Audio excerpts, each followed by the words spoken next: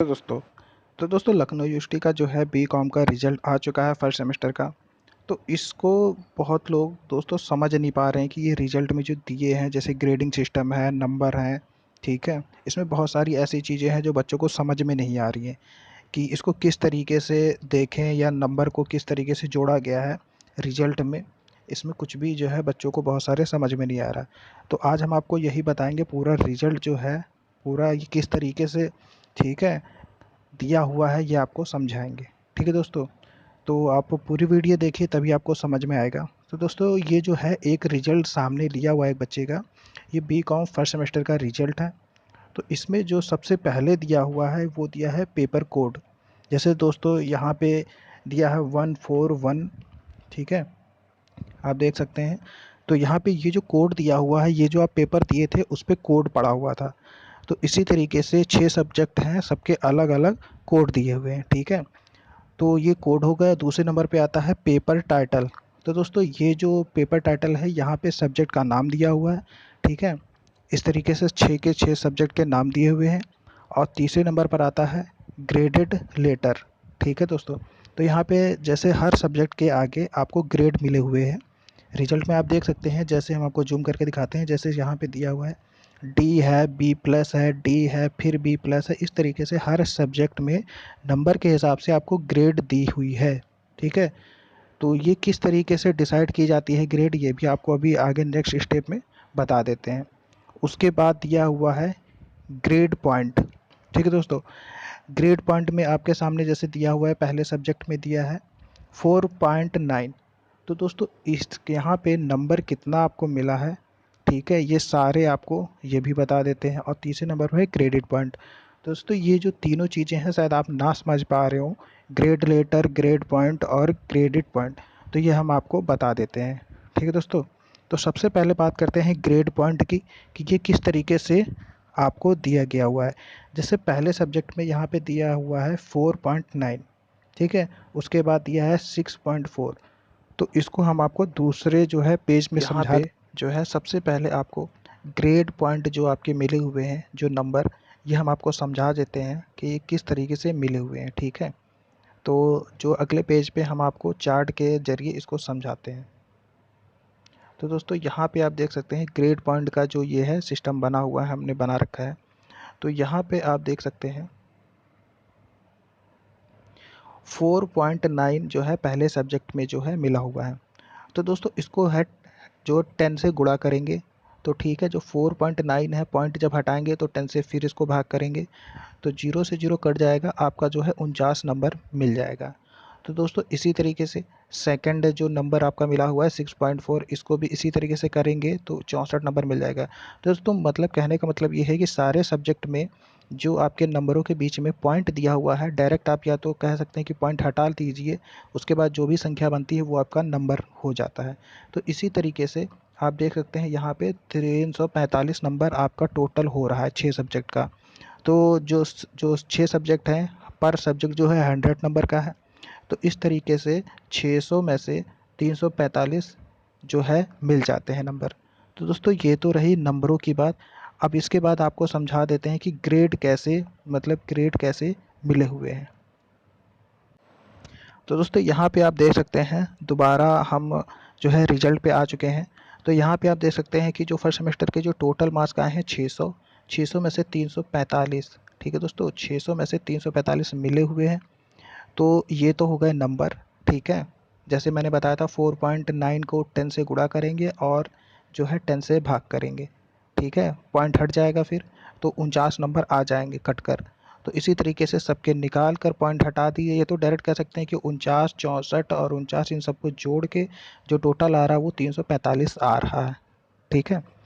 तो इसी तरीके से ये तो रहे नंबर। अब आपको बता देते हैं कि ग्रेड जो लेटर है ये किस तरीके से डिवाइड किया गया है, मतलब ग्रेड लेटर जो है किस तरीके से मिला हुआ है नंबरों के आधार पे। जैसे डी है, बी प्लस है, डी है, फिर बी प्लस है, इस तरीके से। तो ये हम आपको अगले पेज में समझा देते हैं। तो दोस्तों ये जो चार्ट है इसके ज़रिए आप सिंपल तरीके से समझ पाएंगे कि आपको जो है ग्रेड पॉइंट किस तरीके से मिल रहा है फर्स्ट सेमेस्टर में, ठीक है?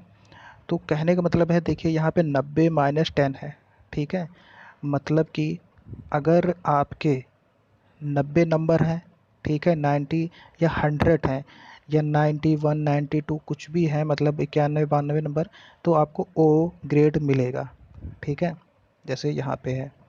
इस तरीके से आपके 90 से नीचे और 80 के ऊपर, मतलब कि 81 82 83, ठीक है, 89 तक अगर आपके नंबर हैं तो यहाँ पे ए प्लस मिलेगा, ठीक है, और 80 के ऊपर फिर तीसरे में, और 70 के नीचे मतलब कि 71 72, ठीक है, इस तरीके से अगर आपके नंबर है तो ए मिलेगा, ठीक है।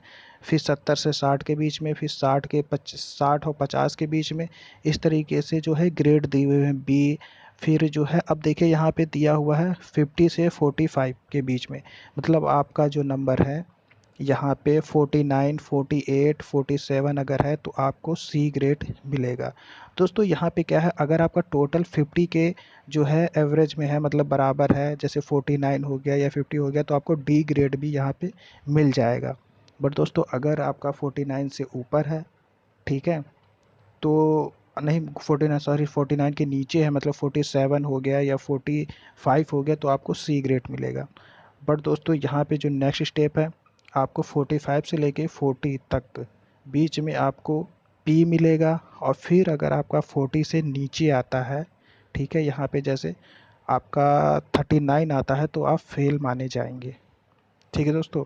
और फिर उसके बाद जो अगर आपका ए बी ग्रेड मिला है, अगर आपके रिजल्ट में ए बी ग्रेड शो हो रहा है, तो मतलब आप absent माने जाएंगे, आपने उसका एग्ज़ाम नहीं दिया है उस सब्जेक्ट का। और इसी इसी जैसे इसी के ज़रिए ग्रेड दिया हुआ है, तो ग्रेड के ज़रिए आप अपने लेवल को भी समझ सकते हैं, ये हम आपको बता दिए हैं।